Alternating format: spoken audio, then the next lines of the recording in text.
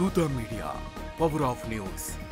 హోలీ వస్తుందంటే చాలు దేశమంతా పండుగే. దీపావళి తర్వాత దేశంలో అత్యంత వేడుకగా జరుపుకునే పండుగల్లో ఇది ఒకటి. ఈ పండుగ సత్యయుగం నుంచి జరుపుకుంటున్నట్లు హిందూ పురాణాలు తెలుపుతున్నాయి. హోలీ అంటే అగ్ని లేదా అగ్నితో పునీతమైనది అనర్థం. హోలీని హోళికా పూర్ణిమగా కూడా వ్యవహరిస్తారు.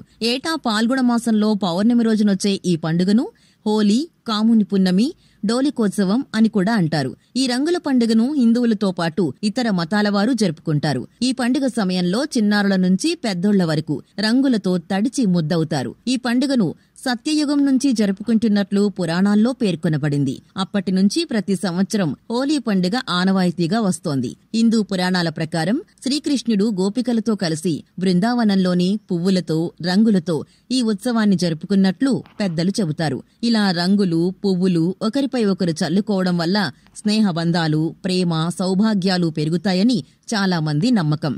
దీన్నే డోలోత్సవం లేదా డోలికోత్సవం అంటారు. కృతయుగంలో సూర్యవంశానికి చెందిన రఘునాథ అనే రాజు తన సామ్రాజ్యాన్ని పాలిస్తూ ఉంటాడు. అయితే ఆ రాజ్యంలో అకస్మాత్తుగా హోళిక అనే రాక్షసి వచ్చి పిల్లల్ని ఇబ్బంది పెడుతుంది. దీంతో అక్కడి ప్రజలందరూ ఈ సమస్య నుంచి గట్టెక్కించమని రాజుగారిని వేడుకుంటారు. ఆ సమయంలో అక్కడే ఉన్న నారద మహర్షి ప్రతి సంవత్సరం పాల్గొన పూర్ణిమ రోజున హోళికను పూజిస్తే సమస్యల నుంచి ఉపశమనం లభిస్తుందని చెబుతారు. అయితే పగలు పూజలు చేస్తే ఇబ్బందులు ఇంకా కొద్దిగా పెరుగుతాయని, అందుకే రాత్రివేళ పూజలు చేయాలని సూచిస్తారు. అప్పటి నుంచి హోలీ పండుగ రాత్రివేళ నిర్వహిస్తున్నట్లు పూర్వీకులు చెబుతారు. మరో కథనం ప్రకారం రాక్షసరాజు హిరణ్యకశ్యపుడి కుమారుడు ప్రహ్లాదుడు నిత్యం విష్ణుమూర్తిని స్మరిస్తుంటాడు. అది హిరణ్యకశ్యపుడికి నచ్చదు. దీంతో ప్రహ్లాదుణ్ణి మట్టుబెట్టాలని నిర్ణయించుకుంటాడు. దీంతో అతని రాక్షస సోదరి హోళికను పిలుస్తాడు. ఆమెకున్న శక్తితో ప్రహ్లాదుణ్ణి మంటల్లో ఆహుతి చేయాలని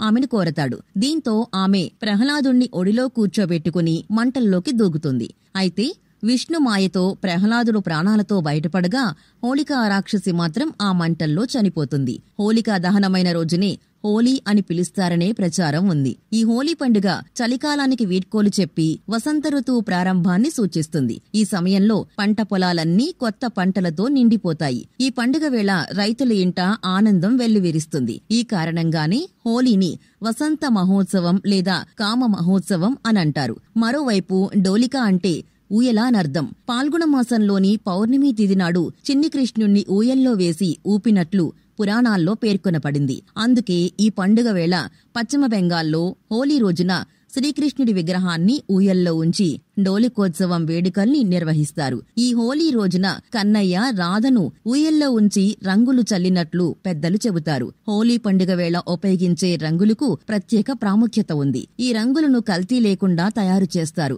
అందుకే ప్రత్యేకంగా సహజమైన పువ్వులతో ఈ రంగుల్ని తయారు చేస్తారు. రాధారాణి గ్రామమైన బర్సానేలో ఈ పూల హోలీ, రంగుల హోలీ ప్రారంభమవుతుంది. For more updates please subscribe దూత మీడియా.